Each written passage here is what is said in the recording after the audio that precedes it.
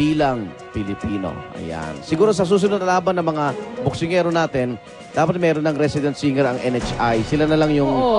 Tama. Sila na lang ang kumanta. Correct. Hindi, tsaka yan, sasampahan mo ng kaso kung mapatunayang, let's say, okay, Wala nagkamali naman ka ng nakasuhan parusa, fine, 1,000 pesos. Diba? Kulang din sa sa...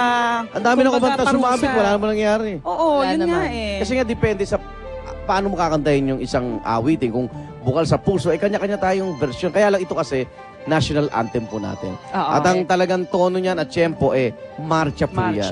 Dapat yung nakakanta ng lahat. Hindi naman member ng banda natin, gaya nito.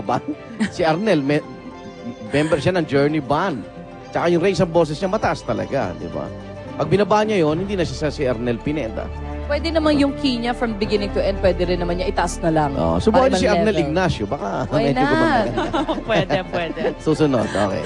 Alright, samantala sa ibang balita, 3 malalakas na lindol ang yumanig sa magkakahiwalay na lugar sa Asia kahapon. Dakong umaga nang yanigin ng magnitude 6.4 na lindol ang Kepulauan, Obi, sa silangang bahagi ng Indonesia. Wala namang itinaas na tsunami alert at sa kabutihang palad wala rin pong seryosong pinsalang nalikha. At pagsapit naman ng hapon ang eastern coast of Japan naman ang nabulabog ng paggalaw ng lupa. Magnitude 6.6 ang pagyanig na umuga sa maraming gusali. Bagamat bahagya lamang ang naging pinsala sa mga ito, naramdaman din ang lindol hanggang sa Tokyo. At kagabi naman, ang ating bansa naman ng nilindol ayon sa PHIVOLCS, sinamaan ng magnitude 5 na lindol ang probinsya ng Surigao del Sur. Naramdaman ng intensity 3 sa bayan ng Lingig sa Surigao del Sur at maging sa San Francisco, Agusan del Sur. Intensity 2 naman sa Butuan City at 2 iba pang bayan ng Surigao del Sur. Wala naman po naiulat na nasawi o nasaktan sa magkakahiwalay na lindol. Bakit kaya ganun, no? Ngayon parang sunod-sunod talaga yung lindol all over. The earth is Actually, araw-araw naman lumilindol, kaya lang medyo... Pero ito Malakas. kalakas. Malakas to eh. At parang mas sensitive na tayo ngayon kasi because of the big quakes na nagkasunod-sunod. So parang ngayon, every lindol talagang reported talaga And siya. because we're always afraid na baka may tsunami Oo, after. yun. Tsaka araw-araw. So kailangan ng bahay talaga araw-araw. merong Araw-araw. earthquake preparedness Yeah. yung inyong mga tahanan, alam ng mga bata Di ba sa kung anong Chile gagawin. nga, yung kanilang aftershock, kasi lakas na rin ng lindol. Di mo alam kung aftershock pa yun o isa pa ring lindol, di ba? So medyo ingat po tayo. Alam na natin ang gagawin pag may lindol, ha? Ayan. Okay, para sa umaatag mong balita ngayong umaga, narito na Action Balita.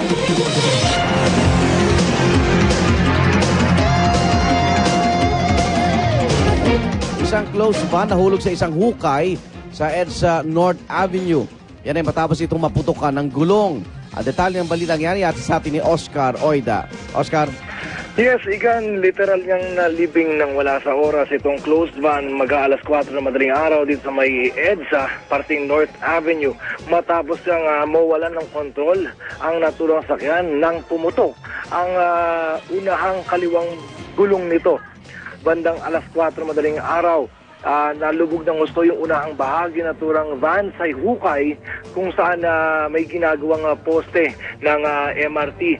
Habang iniaangat ng mga taga-MMDA itong naturang closed van, ay umusok pa yung mga bateryang bahagi ng naturang van dahilan nga para maalarma sila at baka magkaroon pa ng sunog kung kaya dali-dali nilang tinanggal yung koneksyon ng kuryente. Makalipas ng isang oras ay naialis din sa pagkakahulog itong van at hindi naman gaano naka-apekto sa daloy ng trapiko. Igan? Okay, maraming salamat, Oscar Oida. Good news tayo, Lynn. Wagi rin ang isang Pinoy boxer na nasa undercard ng Pacquiao-Clottey fight. Tinalo ni dating flyweight champion Eden Sensona ang Colombian boxer ni si Mauricio Pastrana via technical knockout sa ika-8 round ng laban. Ang laban naman ng Pinoy boxer din na si Michael Parenas at Amerikanong si Joe Morales pinatigil ng referee sa gitna ng ika-2 round. Aksidente kasing nagkabungguan ng ulo ang dalawa na nagresulta sa matinding sugat sa kanang mata ni Morales. Oh, congrats! Yung gusto ng Pinoy diba? Yung sunod-sunod na suntok. Action! Ma-action. Ma-FPJ. Ganda pa Pero yun, yung mga ganyan, parang hindi mo matitake to the 12th round yung ganyang ka-intense So dapat knockout agad. Sensona. Pang main event, ano? Galing, galing. Sana doon lang tayo pumusta. Okay. Maikli yung listahan Showbiz! natin nun. Dahil Monday na naman Showbiz Chicana, ang una natin pasabog, Ding Dong Dantes at Marian Rivera, may bagong pelikula. Yan, go. At mag-asawang Claudine Barreto at Raymart Santiago naman, excited na sa kanilang taping together. Mag-guest.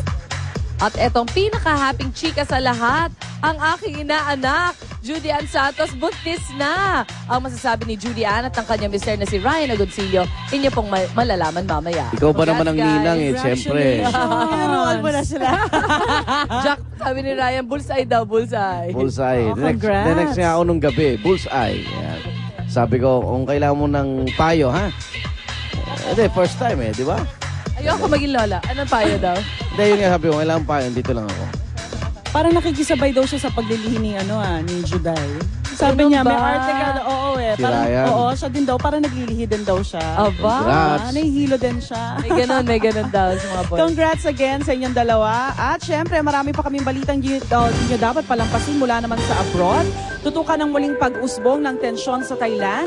Libo-libong taga-suporta ng pinatalsik na Thailand Prime Minister na si Thaksin Shinawatra muling naglunsad ng protesta.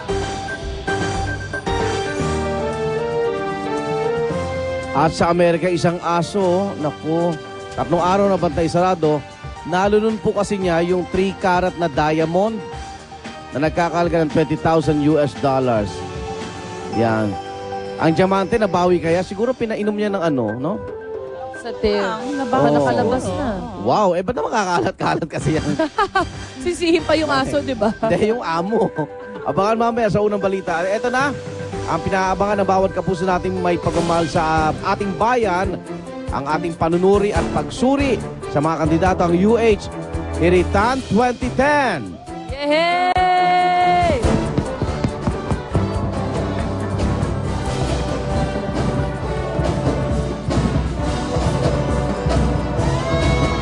At live natin mga kasama mamaya, sasagot ating mga katanungan. Ang gusto maging susunod na Pangulo ng Pilipinas sa si Senador Noynoy Aquino at ang kanyang running mate sa